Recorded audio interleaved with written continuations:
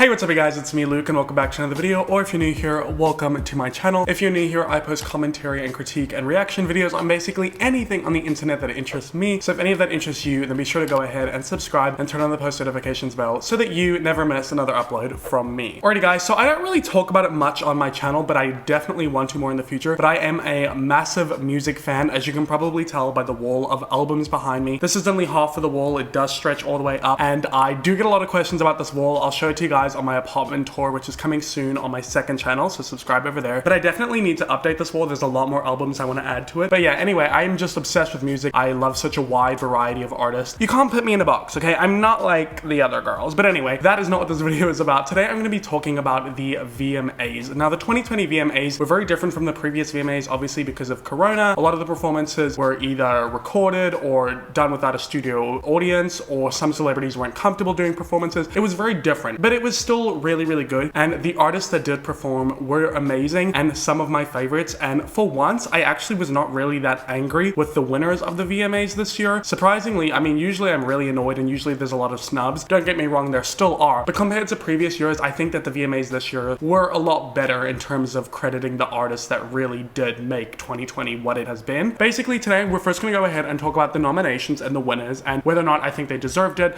my thoughts on that, whether or not they were snubbed. Then we're going to go ahead and talk about 5 of my favorite performances, which were breathtaking to say the least. Now you guys may want to grab a snack or a beveragino because it might be a little bit long in that lot one. So without further ado, let's get into it because I'm about to dive in to the 2020 VMAs. Now before we get into it, I just have to do a little disclaimer because obviously there are certain artists that I don't listen to and certain artists that I'm a massive fan of. So obviously I cannot have a completely unbiased opinion. Nobody can. Some of these songs I haven't even heard before. Some of them I haven't even watched the music video. Most of them I have. I try to be as informed as possible, but at the end of the day, I don't have the time or the energy, and it's my freaking video, so if you don't like it, baby, there's the door. Anyway, so let's do Artist of the Year. Obviously, this is the biggest, most prestigious award of the VMAs. Not that the VMAs is the most prestigious award ceremony there is, but I digress. So we have DaBaby, Justin Bieber. Okay, hold up. Now, I know DaBaby's had a good year. I mean, most of the songs I've heard him in are features, to be honest. I don't really listen to him on the reg. But you know what? I'll be okay with that. The Justin Bieber one really gets me because hasn't Justin Bieber released like 3 songs this year? One of them was Yummy, which was absolutely awful. One of them was Stuck With You, and the only reason that did well is because it had Ariana Grande in. And the other one was Intentions or something. I don't know. Maybe he released more, but clearly it was not on my radar. I've never really been a fan of Justin Bieber, but beyond that, I just am very surprised that he is in the Artist of the Year category. Next up, we have Megan Thee Stallion, which I 100% think she deserves to be on this list. She has had a fire year. She just had WAP with Cardi B. She had Savage with Beyonce. She has her own amazing songs like Captain Hook, BITCH. Like, she's got amazing songs. So I'm really happy she's on there. Next up is Post Malone. I don't feel like Post Malone was that big this year. I feel like he's definitely been bigger in the past, so I'm kind of surprised he's on this list. Next up is The Weeknd, which I am so happy because The Weeknd was my favorite male album of the year. I just think that After Hours was iconic, amazing, beautiful. Not a single track on that album was a flop. Like, he deserves to be on this list. Now, the winner of this category was Lady Gaga. Now, some of you may be surprised by this if you know that I'm like a massive Gaga fan. I love Gaga, but Chromatica was like not it for me. It was a great album, but it was not one of my favorites from her at all. And I could pick, it would be Megan Thee Stallion, The Weeknd, Lady Gaga, DaBaby, Justin Bieber, Post Malone. Like, I think that Megan had an amazing year, but I'm pretty sure she won other categories, so I'll let it slide. Lady Gaga had an amazing year, had an amazing comeback, and Rain On Me was a freaking bop and a half. So next up, we have Song of the Year. First up, we have Billie Eilish, Everything I Wanted. Such a beautiful, heartbreaking song about taking your own life. So many different lines in that song, like, they call me weak, like I'm not somebody's daughter. Billie constantly surprises me and amazes me. At such a young age, she's writing such beautiful lyrics. I love her. Then we have Doja Cat, Say So. This song irritates the flip out of me now because it's been so overplayed because of TikTok. But Say So, yeah, I could totally see why Say So would be the song of the year. That was a huge song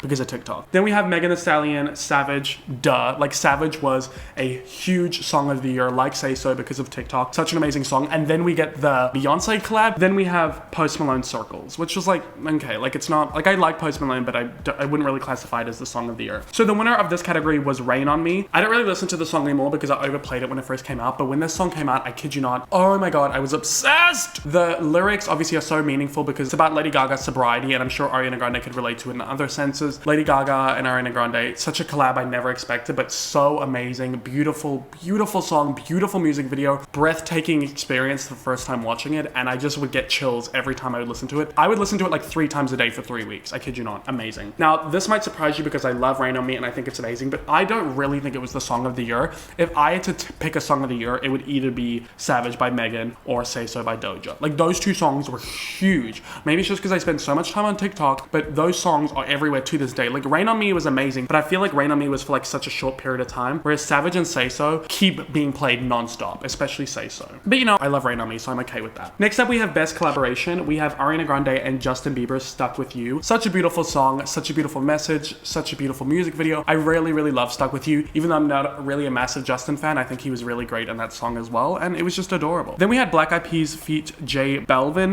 Ritmo, Bad Boys for Life. I don't really ever listen to the song. Like, I've heard it come on now and then and it's okay, but it's like that song that they would like play in the club and you would dance to it, but not something you would really play yourself, at least for me. Alrighty, then we have Ed Sheeran feat Khalid, Beautiful People. I'm confused because this is like a really old song. I do love the song, but definitely not the best collaboration of the year. Then we have Future feat Drake, Life Is Good. I barely ever listen to the song. Karol G feat Nicki Minaj, Tusa or Tassa. I love Nicki so much, but I'll be honest, I never really listened to the song. It is a bop though. I'll definitely dance to it if it comes on in the club. And then we have the winner, which was Lady Gaga and Ariana Grande, Rain On Me. I definitely think that they deserve to win this because this was an amazing collaboration. It was so iconic. Like, I couldn't have thought of a better duo. I am very, very surprised that Megan Thee Stallion and Beyonce's collab is not on here because I felt like the Savage collab was really iconic and amazing, but maybe it's because it was a remix. I'm thinking that might be what it is. Then we have Push Best New Artist. We have Jack Harlow. I don't even listen to Jack Harlow. Lewis Capaldi. I do like Lewis Capaldi or Capaldi. I don't know how to pronounce his name, but like, I feel like he's been around for a while. Is he really like a new artist? Maybe my concept of time has deceived me because it's 2020 and this year has been a freaking flop. Then we have Roddy Ricch. I'm pretty sure he's the guy who sings the song Box. Like poop in the locks in the box.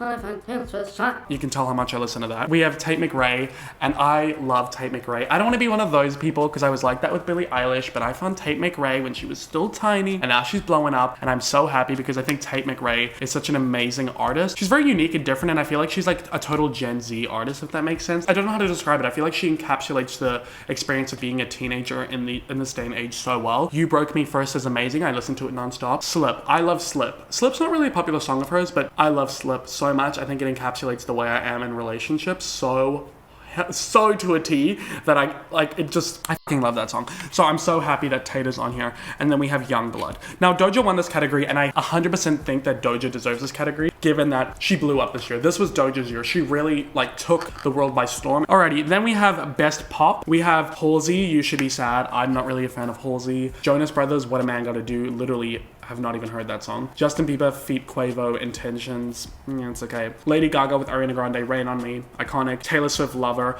I'm honestly surprised that this is the song they put in here from Taylor Swift because like Lover is not even anywhere near the best song on the Lover album. Like Cruel Summer should have been on here 100%. So that's very interesting. The winner of this category was BTS On. I can't really say much about this because I haven't really listened to the song, and I don't really like any of the songs that much in this category besides Rain On Me, which already won 2 awards, so I'm okay with that. So whatever, let's move on. Then we have Best Hip Hop. We have DaBaby Bop, which yeah, that song's pretty, popular. Eminem feat Juice WRLD Godzilla. Never listened to that. Future feat Drake, Life Is Good. Never listened to that. We have Roddy Ricch, The Box. Then we have Travis Scott, Highest in the Room. Megan Thee Stallion, Savage, who is the winner. Thank God, she deserves this so much. It was the hip hop song of the year, and you cannot argue with me. You cannot change my mind. Savage was that song. Unlike Say So, I can still listen to Savage and I don't get annoyed. We have Best Alternative next, which we have the 1975, If You're Too Shy, Let Me Know. Love me some 1975. I will say that their previous album, in my opinion, is a lot better than their current one. All Time Low, Some Kind of Disaster. I haven't heard that before. Phineas, Let's Fall in Love for the Night. Such a great song. A bit of an old one though, but I do love that song. We have Lana Del Rey, Doing Time. It's about time I see Lana Del Rey's name. She's only nominated once, which is heartbreaking to me because Norman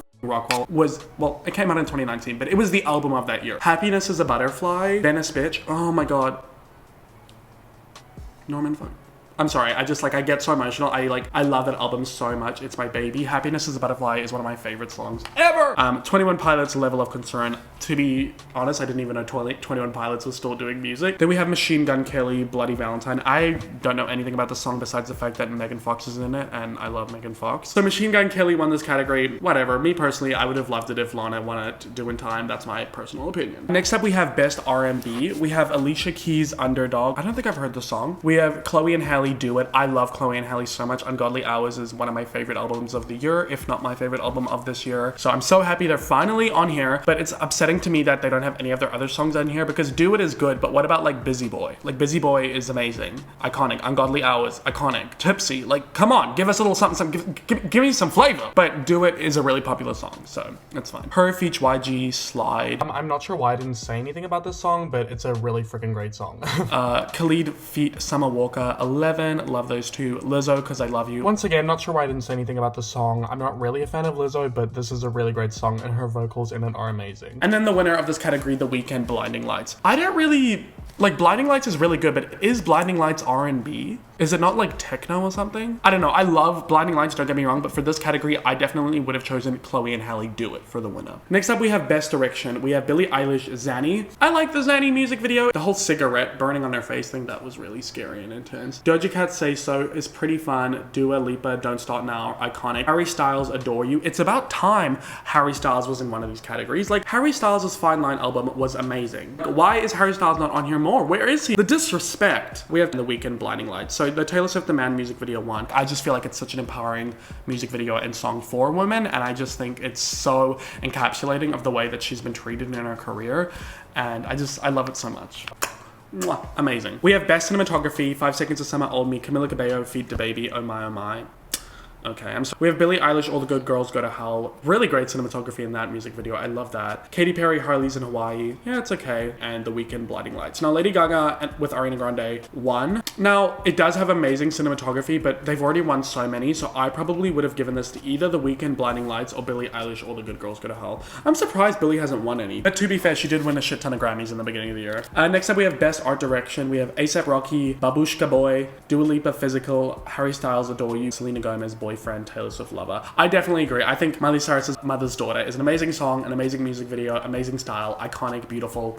I'm a massive Miley Cyrus stan, in case you haven't noticed yet. Best visual effects, we have Billie Eilish, All the Good Girls Go to Hell. I definitely see that because of like the wings and everything. That was cool, and the fire. Demi Lovato, I Love Me. I'm not really seeing that. Harry Styles, Adore You, beautiful. Lady Gaga with Ariana Grande, Rain on Me. Yep. Travis Scott, Highs in the Ring. Dua Lipa, Physical, yeah. So Dua Lipa, Physical won, and I'm glad Dua won at least one award, because Future Nostalgia is an amazing album, so I think it deserved to win at least one. Physical was amazing. The whole different color scheme, the dancers, and like just, it was so good. We have Best Choreography, BTS On was the winner of this category. Once again, I don't really listen to them, so out of all these people, I probably would have chosen Rain on Me. Oh no, are you kidding me? No, I'm sorry, I didn't even see it. Normani's Motivation is on here. No, Best Choreography goes to Normani's Motivation. That was one of the best choreography dances like I've ever seen in a music video. Normani totally deserved that, but I'm pretty mad at Normani because like, TikTok, where's the album? Best Group out of 5 Seconds of Summer, 1975, Blackpink, BTS, Chloe and Halle, CNCO, Little Mix, Monster X, Now United, 21 Pilots. So out of all of those, the winner was BTS. Even though I don't listen to BTS, I could totally see why they would win that category. For me personally, gotta give it to Chloe x Halle. Next up, we have Song of the Summer. We have Cardi B feat. Megan Thee Stallion, WAP, DaBaby feat. Roddy Ricch, Rockstar, DJ Khaled feat. Drake, Popstar, Doja Cat, So So, Dua Lipa, Break My Heart, Harry Styles, Watermelon Sugar, Jack Harlow, What's Poppin',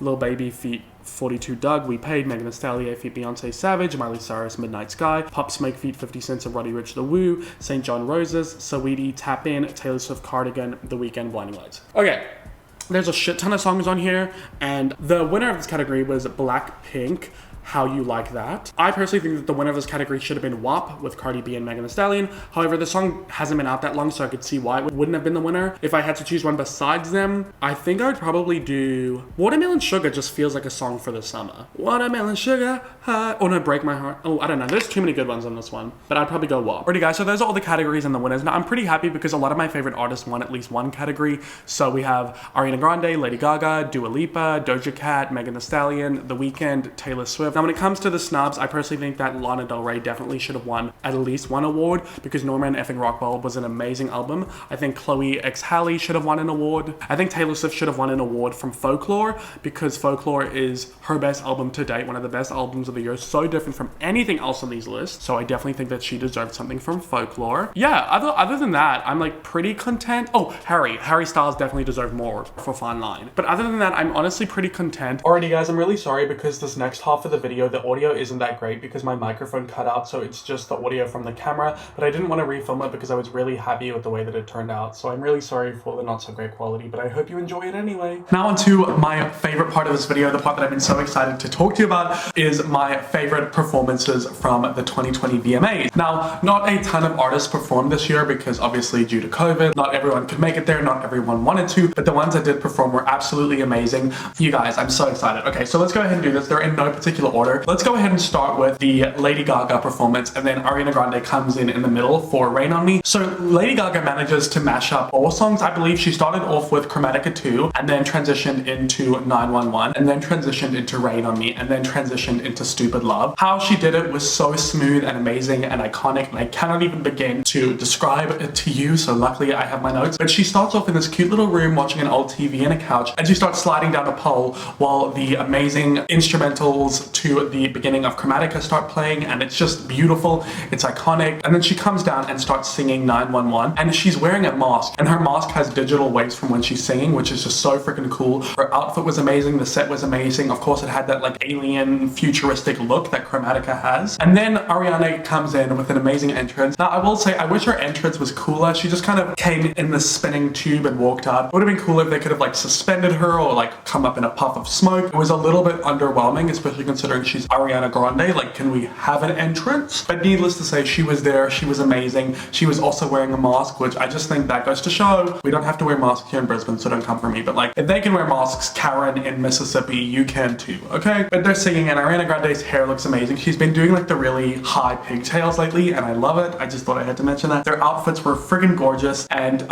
Gaga starts doing this like hand gesture thing at one part, which I thought was so cool, and she's like, hey, VMAs! And then Ariana Grande does her whistle tones, which were iconic. You guys, I was shitting myself. I was screaming through the roof. I was urinating. All my orifices were leaking. Let me have a sip of tea. I'm sweating. Oh my god. Iconic. I don't know how else to describe it. So then they do their dance. They do their classic Rain on Me dance. It was a little bit different from the music video. Even the rhythm of the song was slightly different, and it was just great. It was amazing. I was blown away. Iconic. What else do you want from me?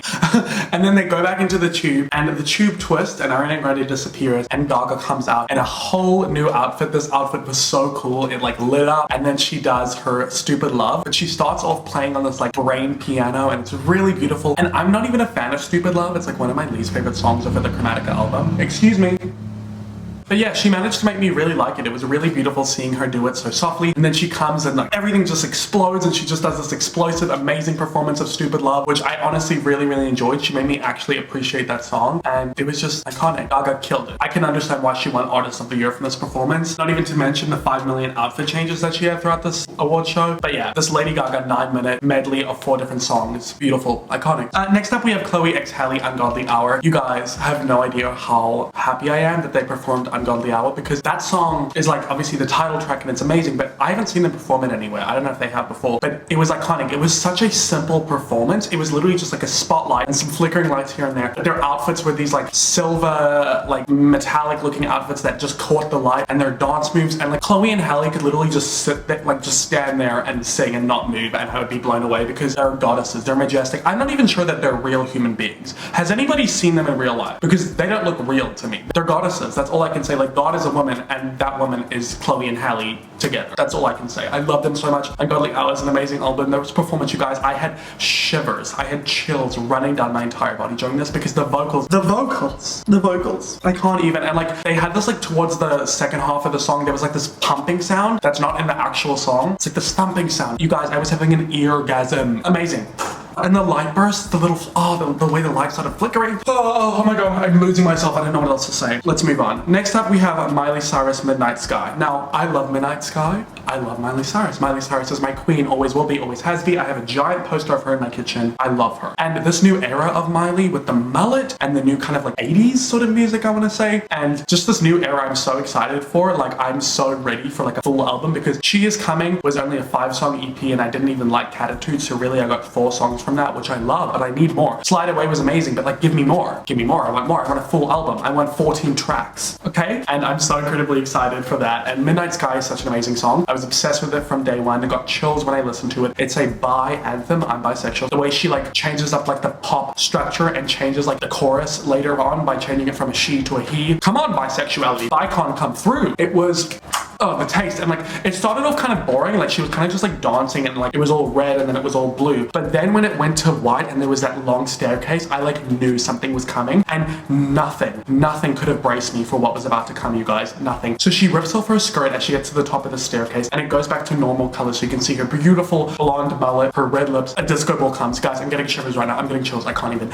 And a disco ball comes and I was like, oh, okay, disco ball, that's cute. But then when I realized that the disco ball is big and she grabs the chain, I'm like, no, this is not happening right now. This is not happening. And she gets on the disco ball and starts swinging on the disco ball like she did in the Wrecking Ball music video in 2013. Oh, you guys, I literally screamed. My neighbors probably thought that somebody was being murdered because do you have any idea how iconic this was? Because Wrecking Ball was her first breakup song with Liam and this was her second and final breakup song with Liam. And then in the first song, she's like, I will always want you. And then in this song, she's like, I don't need to be loved by you. So like, guys, can you appreciate the homage? Can we appreciate the artistry, the storytelling, the character development, it's so simple but so iconic, and like going from like a wrecking ball to like a disco ball, like the parallels, and like she's clothed because she's not as vulnerable, because when you're naked you're vulnerable, but now she's powerful. Like, I love Miley Cyrus so much, and I love the song, and I love the disco ball.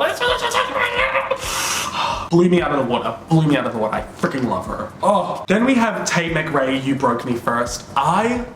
You guys, I love Tate McRae, like I said earlier, and I love the song, and I had no idea what to expect from her because I haven't seen a lot of her performances. But this performance, you guys, it was so simple, but so effective and beautiful. She starts off sitting at this table, kind of like an interrogation table. Like there was an empty chair on the other side, and the light is blue, and then it changes to red, and it's like different colors. But then when the chorus comes, she jumps on the motherfucking table, and she starts doing these like really interpretive dance moves, and she's flinging herself around, and the lights are strobing and changing colors, and it's so beautiful and intense. When the music stops, she does this like kind of freestyle solo, kind of like she's not singing, but she does this amazing interpretive dance, and like I had no idea that she could dance. Chills down my entire body. The colors, the beautiful colors, the way that when it ended, it was just silence and just her silhouette with the blue smoke in the background. This was so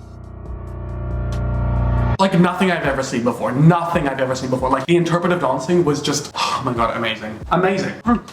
Bellissimo. Next up, we have the Weeknd Blinding Lights. Now, it started off as like a POV camera shot, and it was really intimate, and his like face is like all bloody, and he's like crying, and he's like singing the song as like the camera's following him, and I was like, whoa, this is like really intense. And then the camera pans out, and he's standing on this building, and there's all these like lights, because like blinding lights. Duh. And he's just dancing, and he's got his red jacket and his vocals were amazing. I mean, I love The Weeknd, and I listened to his album nonstop, so I don't know why I only just realized this, but I genuinely think that he is the Michael Jackson of our generation. I genuinely think that he's the Michael Jackson of the 2010s because he's got that high-pitched, beautiful voice that Michael Jackson has, and he can hit all these notes, and it's so flawless and amazing. He's like no other male artist out there. The only person I can compare it to is Michael Jackson, and he's so amazing. And then when the helicopter came, you guys, when the fireworks happened, not only did the fireworks explode, but I exploded from inside. It was amazing. And like, he wasn't dancing, he was just like standing there tapping his foot singing, but it was like the cinematography, everything going on, the power of his voice. It was so incredibly beautiful. I'm speechless. And then for the final performance that I kind of like, kind of an honorable mention, is Doja Cat's Like That Say So mashup. I can really give a lot of props to Doja because she's an amazing performer. You can tell it's just in her blood. She's an amazing dancer, one of the best dancers actually, I think, out of all of the people I just mentioned. And her outfit was amazing. She had like her tits were lighting up, her pussy was lighting up. The aliens were like so freaky, and like they had like these little tentacles, which really freaked me out. And the set was amazing. The green screen was flawless. They were like in floating space. And it starts off and Doja's like, let's go to Planet Her to see Doja. Who's Doja? Like, she's so playful and like funny. And in the beginning I was kind of underwhelmed, but then she really like, she hit you and she just kept hitting you and hitting you. And I was like, Doja, stop hitting me, but like keep hitting me. And she was like slapping me across the face. It was just amazing, guys. The green screen, the visual effects. I don't get how they did it. I don't want to know. I don't want the mystery to be ruined, because as far as I'm concerned, Doja is floating in space on Planet Her, singing and dancing to her music in a loop. And it's iconic. It's amazing. Doja Cat, I love you so much. Oh, guys, those are the performances that I liked. I didn't really watch the other ones because I wasn't interested, but those are the amazing performances that to me just were incredibly breathtaking. And yeah, guys, that's it for this video. This video is kind of like all over the place, but honestly, I was just so excited. I didn't even know I was going to film this. I just felt like I had to. You know, I just chucked on some eyeshadow. I've been recently playing with eyeshadow. This is only my 4th time doing it to match one of my favorite shirts. I just wanted to come on here and talk about music because I love music so much, and I really want to incorporate music and film and TV and pop culture into my channel because it's truly what makes me happy, unlike YouTube drama. So I'm really curious to see if you guys enjoy this content, and if you do, please let me know. And please let me know what you think about the nominees and the winners and the performances and the outfits, who you think should have won, who you think was snubbed. I love talking about these things, so let's go ahead and talk about it in the comments. But please, let's go ahead and be respectful of each other's faves. No hate, okay? I'm watching you, K-pop stans. But anyway, guys, that's it for me in this video. If you enjoyed it, please give it a thumbs up. Comment down below what you thought of it. If you've not already, please go ahead and subscribe and turn on the post notifications bell so that you never miss another upload from me. If you've not already, my social media is just linked down below if you want to go ahead and follow me. Instagram and TikTok is at the Luke Alexander. My Twitter is Luke the Lunatic. You can go ahead and follow my second channel, which is just Low-Key Luke. And check out my last few videos. I did a video on the Vampire Diaries, which was fun. I did a video on Euphoria, so go ahead and check those two out. Very similar to my new content that I'm trying out. And yeah, guys, that's it for me in this video. I hope you enjoyed it. I hope you're staying safe, sane, and healthy wherever you are in the world. And I hope to see you in my next video. And as always, I hope that you have a great day or night wherever you are in the world. Bye!